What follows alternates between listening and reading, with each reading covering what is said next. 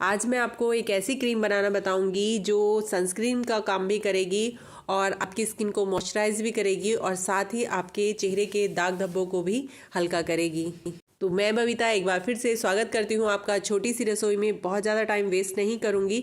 इसके लिए हमें चाहिए एक संतरे का जो ऊपर का छिलका है वो हमें कद्दूकस कर लेना है। हमें ध्यान ये रखना है कि इसका वाइट पार्ट कद्दूकस नहीं करना है, सिर्फ ऊपर का येलो पार्ट ही हमें कद्दूकस करके ले लेना है। लगभग ये 1 चम्मच के बराबर है। संतरे के छिलके में पाया जाता है विटामिन सी, जो मुहासों के निशान को कम करता है और साथ ही त्वचा के टोन को भी हल्का करता है। अब मैं इसमें ऐड करूँगी अखरोट। मैंने 2 से 3 अखरोट ले लिए हैं और इसको मैं कूट कर इसका पाउडर बना लूँगी।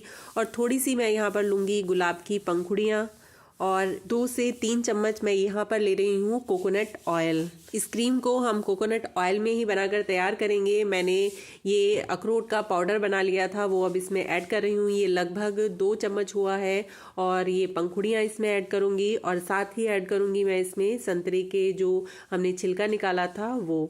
अब इनको अच्छे से मिक्स करके अब हम बनाएंगे क्रीम बहुत ही कम कीमत में बनकर तैयार हो जाएगी और मार्केट में जो हज़ारों में क्रीम मिलती है उससे भी ज़्यादा लाभकर होगी, क्योंकि इसमें कोई भी केमिकल हम इसमें ऐड नहीं करेंगे। थोड़ा सा मैं इसमें ऐड कर रही हूँ हल्दी पाउडर। चुटकी भर मैंने हल्दी पाउडर इसमें लिया है। इन सारे इंग्रेडिएंट को अच्छे से मिक्स कर लूँगी और फिर एक पैन में मैं ले लूँगी पानी हमें इसमें ऐड नहीं करना है। पानी को हमें कर लेना है गरम। पानी बॉयल करने के बाद हम इसमें कटोरी रख देंगे। हमें ध्यान ये रखना है, हमें कोई ऐसी कटोरी लेनी है जिसमें पानी उसके अंदर ना जाए। अगर हम छोटी कटोरी लेंगे तो पानी बॉयल होगा तो वो कटोरी के अंदर भी जा सकता है। तो हमें थोड़ी बड़ा बर्तन ही लेना है जिसमें हम तेल ये क्रीम तैयार करेंगे।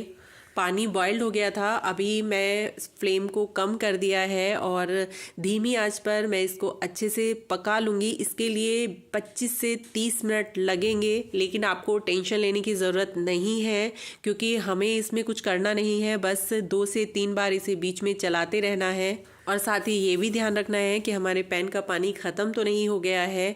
आप देख सकते हैं ये बनकर ऑलमोस्ट तैयार हो गया है। लगभग इसे पकाते हुए मुझे 30 मिनट हो गए हैं। आप देख सकते हैं कि पानी भी इसका पैन का ख़त्म हो गया है और हमारे फूलों की पंखुड़ियों का कलर भी चेंज हो गया है। आप देख सकते हैं ऑयल कितने अच्छे से निकल रहा है। जो हमारे अखरोट थे उन्होंने भी तेल अच्छे से छोड़ दिया है। अब हमें इसे ठंडा नहीं करना है। इसी कंडीशन में हमें इसे छान लेना है, क्योंकि हम ठंडा करेंगे तो हमारा कोकोनट ऑयल जम जाएगा। अभी सर्दियों का मौसम है तो मैं इसे जल्दी से छान लूँगी। आप देख सकते हैं कटोरी पर भी पानी का निशान पड़ गया है। अब मैं इसे छान कर इसका तेल निकालूंगी। हमें यही चाहिए। इस तेल में बहुत कुछ है। विटामिन ए है, B6 है और विटामिन सी है। इसी तेल से हम अपनी क्रीम तैयार करने वाले हैं और आप अगर चाहें तो जो छानने के बाद ये पंखुड़ियाँ निकलेंगी, अखरोट है, इसमें गुलाब की पंखुड़ियाँ हैं, आप इसको पीस कर या आप इसमें थोड़ा सा बेसन ऐड करके और थोड़ी दही ऐड करके आप इसे फेस पैक की तरह भी यूज़ कर सकते हैं। इसका ऑयल हमें अच्छे से दबाते हुए निकाल लेना है। हमें कुछ भी नहीं छोड़ना है। पंखुड़ियों का पूरा जो जूस है वो इसमें निकल जाना चाहिए। वैसे तो पकने के बाद बहुत हद तक हमारे तेल में निकल गया है, लेकिन अच्छे से दबाते हुए मैं इसे निकाल लूँगी। देखिए जितना हमने तेल डाला था उतना ही तेल हमें वापस मिल गया है, क्योंकि इसमें अखरोट का तेल भी ऐड हुआ है। अब मैं इसमें ऐड करूँगी एलोवेरा जेल। कोई भी एलोवेरा जेल इसमें ऐड कर सकते हैं। अब मैं इसमें ऐड करूँगी 4 से 5 बूंद बादाम के तेल की। अगर आप बादाम का तेल ऐड नहीं करना चाहते हैं तो जब आपने अखरोट ऐड किए थे उसी वक्त आप 2 बादाम भी कूट कर इसमें ऐड कर सकते हैं। कुछ बूंदें मैंने गुलाब जल की ऐड की हैं। अब इन्हें मैं अच्छे से मिक्स कर लूँगी। बस हमें यही ध्यान रखना है कि जब हम मिक्स करेंगे तो हमें इसे इतना मिक्स करना है कि एक क्रीम फॉर्म में आ जाए। इसके लिए आपको 10 से 15 मिनट भी लग सकते हैं। इसको इतना फेंटना है, जब आप इसको फेंटोगे एक बार ऐसा हो जाएगा कि तेल अलग हो जाएगा और ये सारे इंग्रेडिएंट अलग हो जाएंगे।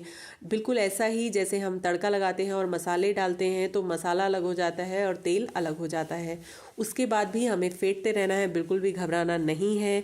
और कुछ इस तरह से ये क्रीम बनकर तैयार हो जाएगी। आप देख सकते हैं कितना सुंदर कलर बना है। ये ना सिर्फ देखने में अच्छी है बल्कि इसमें इतनी अच्छी खुशबू आ रही है संतरे के छिलके की। आप जब इसको बनाओगे तब आप महसूस करोगे कि आपने ये कितनी अच्छी क्रीम बनाकर तैयार की है। आपको खुद भी अपने आप को प्राउड फील करोगे कि आपने इतनी अच्छी क्रीम बनाई है। आप इसको स्टोर करके रख सकते हो 15 से 20 दिन तक। इसको फ्रिज में भी रखने की कोई ज़रूरत नहीं है। अगर बात करें इसको कौन लगा सकता है, तो इसको कोई भी लगा सकता है। आप बच्चे के लिए भी इसको यूज़ कर सकते हो क्योंकि हमने इसमें कोई भी केमिकल ऐड नहीं किया है। और आप कितने भी एज के हो, आप 80+ भी हो तब भी इसको लगा सकते हो। जब आप इसको लगाओगे तो आप महसूस करोगे इसमें बहुत ही अच्छी खुशबू भी आ रही है। साथ ही आपकी स्किन को बहुत ज़्यादा मॉइस्चराइज करेगा। अगर आप इसे बॉडी लोशन की तरह यूज़ कर रहे हो तो आप इसमें थोड़ा सा गुलाब जल की कुछ बूंदे ऐड करके आप इसे लगा सकते हैं। आप इसको नाइट क्रीम की तरह यूज़ कर सकते हो, आप इसको लोशन की तरह यूज़ कर सकते हो, आप इसको फेस क्रीम की तरह यूज़ कर सकते हो। ये स्किन को आपकी एकदम सॉफ्ट बना देगी और बिल्कुल भी चिपचिपा आपको फील नहीं होगा। ये आपकी स्किन को मॉइस्चराइज भी रखेगी बहुत लंबे टाइम तक। अगर आपकी स्किन सेंसिटिव भी है तब भी आप इसको अपने लिए यूज़ कर सकते हो। मेरी बेटी की स्किन बहुत ज़्यादा सेंसिटिव है, वो सिर्फ कोकोनट ऑयल और बादाम का तेल लगाती है, लेकिन वो भी इस क्रीम को यूज़ कर रही है। अगर आपने ये क्रीम एक बार बना ली तो मार्केट की महंगी क्रीम लाना भूल जाएंगे। तो प्लीज़ वीडियो को लाइक कर दीजिए और चैनल पर पहली बार हो तो सब्सक्राइब करना मत भूलना और बेल आइकन जरूर दबाइए।